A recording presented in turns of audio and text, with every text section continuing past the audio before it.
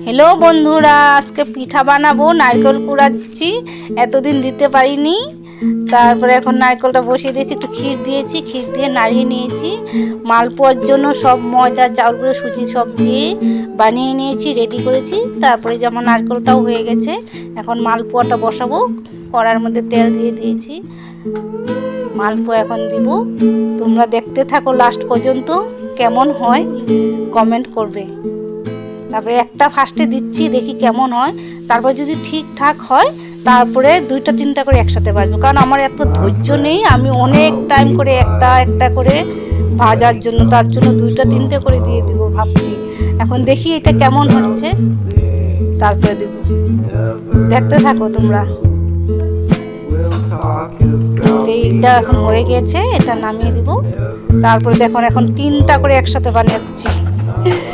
এই যে তারপরে পাটিসাপটা বানাচ্ছি। পাটিসাপটাও হয়ে গেছে, মালপোয়া পাটিসাপটা হয়ে গেছে।